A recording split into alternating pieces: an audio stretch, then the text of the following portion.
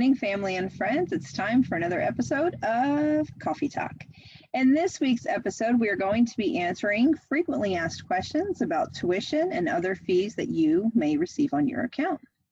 Before I get started, I'd like to introduce everyone. We have Miss Carla, Miss Monica, Miss Mary, Miss Aileen, and Miss Yaralise. I can't forget myself, Miss Shannon. So we're going to jump right in. First question, why is preschool so expensive? So I will answer that question. It is expensive. It's very expensive, and it's too expensive, to be honest with you. It really is. But unfortunately, it costs a lot to run a preschool. And with preschools, most preschools, that is, we are funded strictly on tuition. So we don't get grants and we don't get other help from the government. And our tuition, the whole ability to run the school is based upon tuition. So staff wages, the toys, the paper towels, the landscaping, everything is based upon tuition. So because of that, it increases the price of what people pay. And when you look at, say, a private elementary school, they require you to pay tuition up front a lot of times. Sometimes they make you pay before you even start the whole year. And with us, we understand that it's a burden and a financial burden. And so what we try to do to make it easier for you is we'll break it down weekly. So we take the year's tuition and we divide it by 52, and that ends up being your weekly tuition. We end up charging you that way, but it is all privately funded. And that's why it ends up being so expensive. I wish we could get the government involved to help us, but unfortunately they don't. We have ELC, but it's not for us, it's for the parent. So yes, it comes to us, but it's only because the parent chooses us. We don't get it just because we're a preschool. Anyone else? No, I think you covered it. That was pretty detailed. I think it's a good answer. Okay, so our next question. What is the preschool referring to when they have notices stating for ELC families?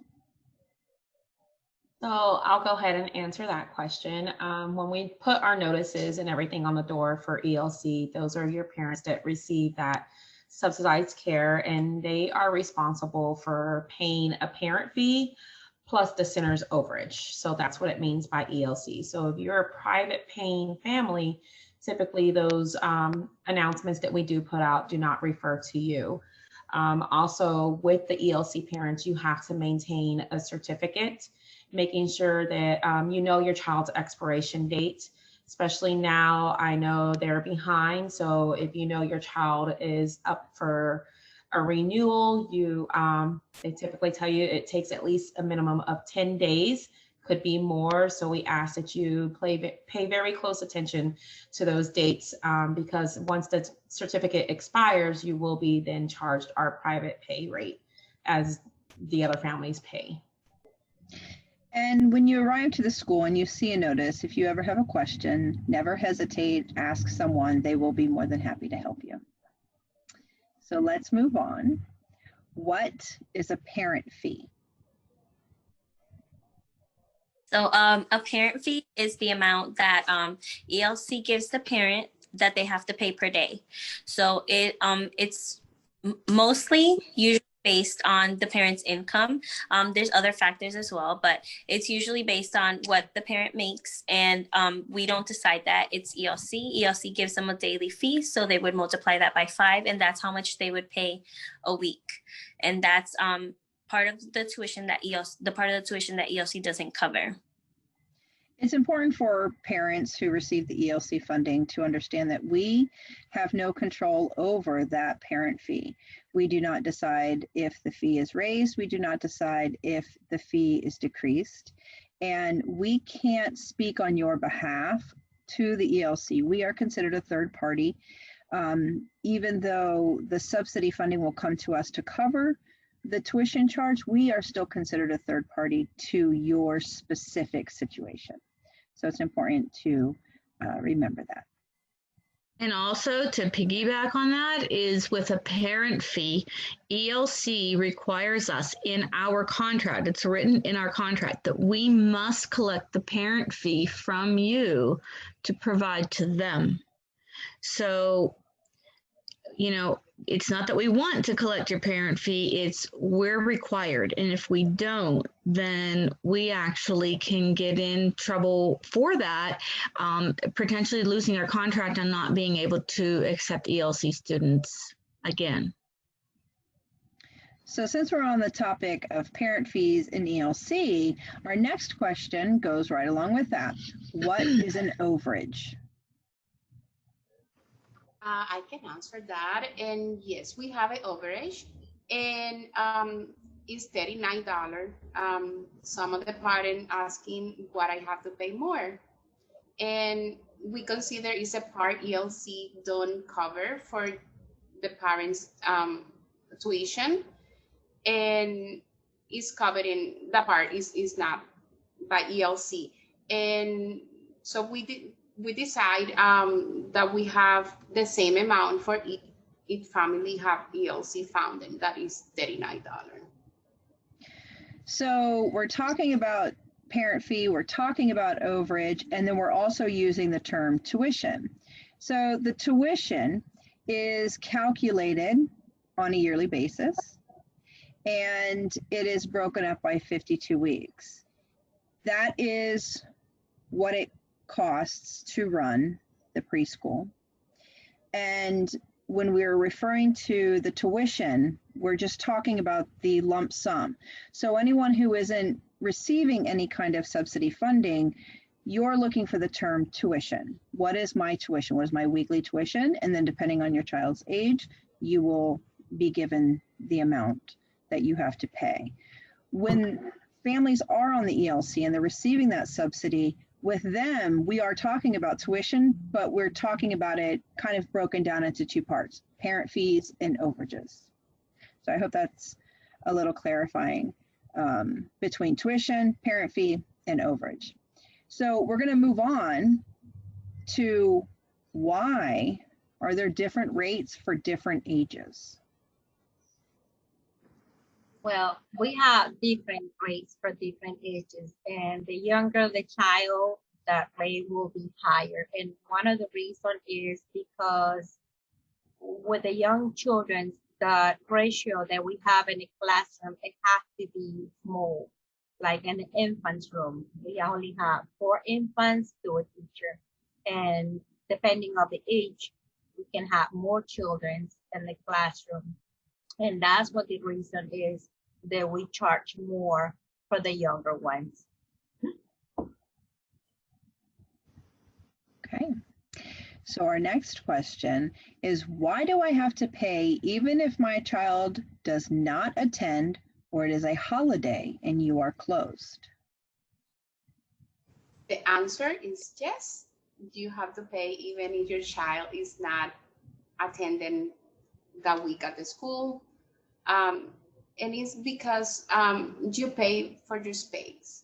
And we have expenses that we have to cover too, like the teachers' payments, the payroll for the teachers, the expenses generated the school. So when our tuition is calculated, it's calculated on a yearly basis, and it's calculated in a way so that we are able to cover our expenses as a company. So our bills, our payroll, and everything that's involved in running the preschool.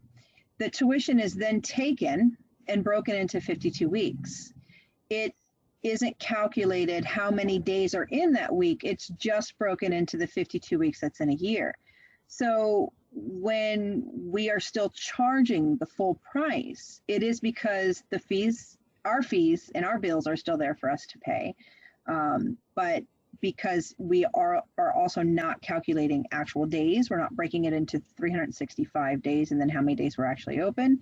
It's just divided by 52 weeks. I also like to throw the analogy in there too of, say, one of your utility bills, for example, cable. So you have your cable bill, say you have Comcast. Comcast gives you a fee for the whole month. Whether you turn your television on or not that day, you're still charged. Whether Comcast goes out of service for, an hour or two or whatever it may be, which happens, they still charge us. But it's basically similar to that. You're paying for that service. So we are going to move on. Why do I get charged a late payment fee? So I'll answer that question. Late payment fees are calculated on accounts that are over $20 or more, with the balance of the $20 or more. And the reason those are calculated that way is just to get you and to encourage you to pay your bill on time. We don't like applying the late fees. We don't like telling you, oh, you're late, you're late, you're late. And again, they are automatically generated. So if your bill is not paid on time, it will be generated. And the late fees get generated at 6 p.m. on Monday. So we try to give you a grace period. And then every day after at 6:30 in the morning. And again, it's just to remind you all to try to help you to get to pay that bill on time. Like Ms. Monica said, we don't want to charge the late payment fee. We don't even want the late payment fee. What we need is the tuition to be paid on time. And that is because we need to be able to pay our teachers on time and our bills on time and buy the things that we need to buy. And that tuition is what we depend on in order to meet what we need to pay. So it's to discourage families from paying late. So we're going to move on to our next question, which is, why do I get charged the late pickup fee when I arrive after closing? So I'll go ahead and answer that one as well. The reason for the late payment fee, the late pickup fee, is with our licensings, we are operated between a certain hours, and we can get in trouble for having children outside our operating hours. It's actually a violation on us. It can really cause us to close our doors down. And again, we also have families to go home to. So it's just to encourage you all to get here as soon as you can to pick up your child. We understand, accidents happen, and unfortunately, sometimes they do in traffic. And if you know it's a heavy traffic, we ask that you leave a little bit more sooner to get on time, because again, we do not like applying those late fees, but it's something that we do to discourage you all for arriving late. Okay, so our next question, why can't I get an extension on paying my tuition? I'll answer that. So it goes back to why we really don't want to charge you late fees. It's because we rely as a business on that income, because that is our only income coming in. And we rely on that for all of our expenses, paying our teachers, paying our utility bills, paying our janitor supply bill, which, I mean, think about paper towels. We all know how expensive paper towels are, and think about how many paper towels we go through. It's amazing. It really is. And we really do rely on that. So we need for you to pay that on time. If we give you that extension, through our experience, when we have in the past, because there was a time where we would extend, because tuition is so high, it's very difficult for the family to catch up. So it just keeps you current and keeps you from getting behind. And it also helps us maintain the quality that, we really want to live by to provide to you and your family. So when is my payment due? So payments are due every Friday. Every Friday you pay a week in advance for the week that's coming up. And you get a grace period where we give you until Monday, 6 p.m. to pay. If it's Monday after 6 p.m., then it's when you get the late fees. But tuition is really due every Friday.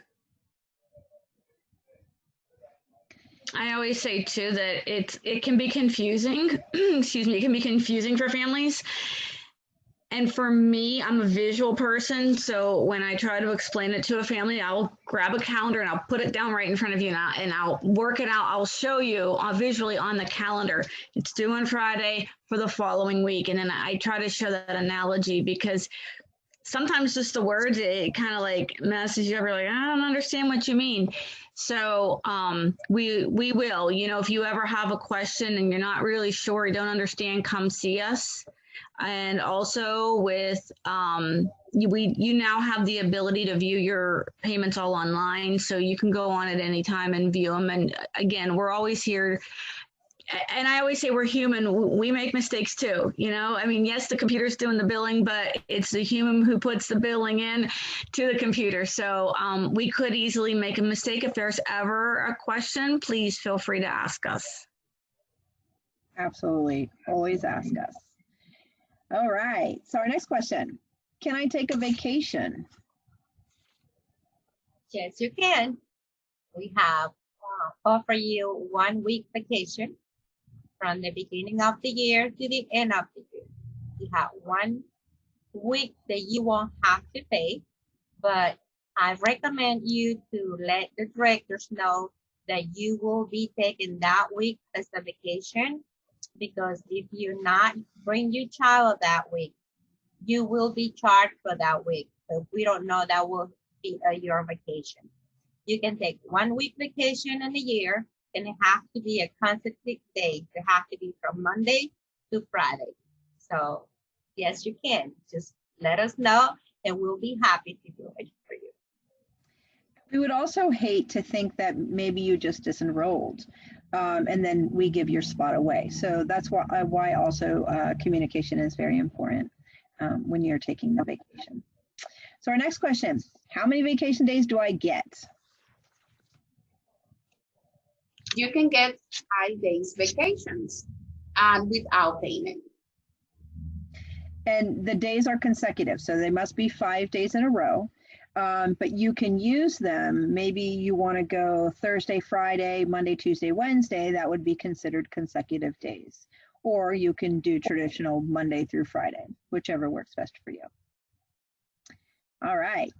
So my child is in VPK only and they are free. Why are my hours limited? Well, it ends up breaking down to tuition. So VPK will pay us for the days that your child attends. And their payment is small. It's definitely much smaller than what regular tuition is. So we have to limit the hours for the main reason is staffing. It's expensive to bring in staff. So if you came in earlier, we run off ratios, and one child, just one extra child may mean a whole extra staff person. So it helps us control the cost because the tuition that we receive for that program is very, very limited. And that's the main reason. The state only requires us to provide, well, it's 540 in a school year, but it breaks down to like 3 hours a day. That's what it breaks down to when you're following the school year. So, but we will offer, we do extend it. I mean, we have offered up to 5 hours this year. Because of COVID, we're doing 4 hours, and that's just to keep, people, not so much in the center, to eliminate germs. But we do extend it, but really we're only required to do 3. So how many days can I miss if I have ELC funding? I'll go ahead and answer that question. If you are an ELC recipient, You are discouraged actually from missing any days, but you can miss a total of 3 days that are excused. And that's with the doctor's note that they require. If we don't receive the doctor's note, that's then where we ask you to sign our extended absence form. Now, you can miss a total of 10 in a month. However, if you are missing more than those 10 days, you will be charged a private pay rate of our tuition because we do not get paid for those days as well. So we highly recommend you have your child in attendance every day and try your best not to miss any days in the month. Does anyone want to add? Okay, so we're going to move on. Who can receive information about my account and my finances? So the only people who can receive information about the accounts are the legal guardians or the parents. The reason why is because it's private information. It has information about the accounts, private information about the child. So we only give it to the parents. There's also a section in the registration packets where you can list anybody that other than the parents or the legal guardians that you want to get information. If you wrote that down and gave us written permission, then we would be able to give information to those people listed as well. Otherwise, it would only be the legal guardians or the parents. Okay, does anybody else want to add? Okay. We want to err on the side of caution. That people who are calling in, we can't verify someone on the telephone. We do know voices and such, but for anyone to just call up and say, well, I'm grandma or I'm grandpa and I'm on the registration, I can get the information. We can't necessarily verify who they are, and we will decline. And that is just for confidentiality reasons and safety reasons. Many times we won't even release the fact if your child is attending, if we don't know who the person on the other line or on the end of the line is. So just kind of keep that in mind as well. Okay, so can I earn free weeks? Yes, you can. The only thing you have to do is refer a family, and that family has to stay with us for 30 days, and we'll be happy to give you a free week. And if you have more than one child, you can still get a free week for each one of them. So here we are. I know you love us because you have your children with us. So recommend the families, and guess what? Just ask them for the free week, and we'll be happy to give it to you. And there's no limit. So you can refer 20 families and you will receive 20 free weeks. But we also like to do fun little promotions throughout the year. Sometimes little giveaways, sometimes on our coffee talk, sometimes on our Facebook pages, for you to earn either free tuition or discounts on your tuition. We think it just makes things a little fun and a little lively and a little interactive. So there are some other ways that you can get some discounts or free weeks as well. Okay. Why is there an NSF fee, which is return to check? So why is there an NSF fee?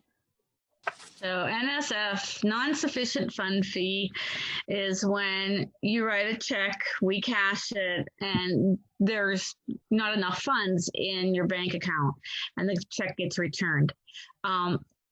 Why you get charged the fee is because we get charged the fee. So we pass the fee on to you. We've all bounced checks before. It has happened. Most of the times it's just a subtraction error in your bookkeeping, but it happens and we get the charge, but we pass that charge on to you because ultimately it was your mistake. And, we'll just add that charge on to you. So that's why. So why do I have to pay a registration fee every year?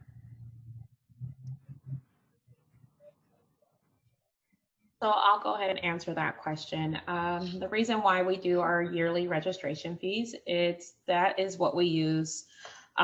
We use that towards our up cost of the materials in the classroom, our curriculum, portfolios, everything that we do school-wide with the children, our field trips. Right now, of course, obviously with COVID, field trips have been discouraged, but we are still doing indoor activities with the children where we're doing things with them, and those things cost. So rather than charging you all a material fee, which some schools do have in place, we just do our yearly registration fee. So, who can I talk to if I have questions about my account? So you can talk to any administrator. Each center has different administrators, but you can talk to one of the administrators, and you also can check on ProCare. You have access to all your account information online. So if you log into the account, you'll be able to see all the payments that were made, any fees that were put in, and it'll even name it for you. So let's say if there's a fee for not for a late fee, you'll be able to see that it's a late fee, and that's the reason why it's a little bit more. And so if any administrator, or you can check it yourself online. And the last question that I have here, I'm sure it's not the final question, but the last one I have is, why do I get charged extra fees when I sign the sign in and out book incorrectly? Yeah, it's a very common question we have. And parents think it's not as serious. And the first main reason is involve the safety of the child. And after that is a requirement for health department. And if we have the infection, the health department is fine. Like we missing only one sign in the book, we are incurring in a very serious violation. Also, like I say, it's more safety. If we have an emergency, we have a fire in the school, and we go through the books and we count the kids we have. So, we make sure we don't have any child behind. So, like I say, and I repeat it again, is more than anything, safety of your child. And just like our other fees, we don't want the fee. We want you to take your time and sign the book correctly. And if you tuned in to our last coffee talk where we talked about separation, we mentioned about the sign in and out books and how important it is for you to take your time to pay attention to the name on the page, making sure it's your child, that you are paying attention to the date, and that you are accurately signing your first and last name when you arrive to drop off, because you're releasing your child to us. And then in the afternoon when you pick up, now we're releasing your child back to you. And so it's very, very important that you are taking your time and that you sign all of your children. So if you have multiple children, that you are taking your time with each page and signing them correctly. And also, if it's anyone else on the authorized pickup or drop-off list, if they are unsure, always feel free to ask one of us. We're always there to help. I know I come out a lot and assist grandparents and things and people that are first-time pickups to make sure that they're signing the correct page in the correct line, because we don't want to charge those fees. Just stress to your authorized pickup person, stress to them, you have to sign the book. And if you don't understand, just ask one of the administrators, and we are more than happy to help because we want to make sure that it is done correctly. It is a very serious act of signing in and out. And I know a lot of times we don't take it seriously. Hence, that's why we did have to end up putting on a fee if it wasn't done correctly. Our licensing authority required it because they came one time and there were just a couple missing signatures, and or one person signed in the wrong spot, and they don't take that lightly. So we had to give them a plan, and they actually recommended charging, but we ended up going with what they recommended, and that's what we do, and we have to follow that. And we have to make sure that it's in, that's why we provide the blue ink pens. We have to make sure that it is in blue ink. Even, I know with COVID, you don't want to touch the pens. We sanitize the pens, so they are clean. There's a clean one and a dirty one. But if you do choose to bring your own, you have to make sure it's blue. So while those are the questions that we have for our coffee talk today, if you ever have any questions, we encourage you to call the administrator in your school, and they will be more than happy to answer any questions that you have. And you're welcome to add questions to this coffee talk on our YouTube page or on our Facebook page, and we're more than happy to answer the questions for you. Communication is the key to success and the key to happiness. So never be afraid to ask any questions, because we are always here to help you. And that is all the time we have this week for Coffee Talk. Next week, we will have another Q&A, but the topic is to be determined. So I hope you'll tune in, and don't forget to like, comment, and share this video. Until next time, bye. Bye. Bye.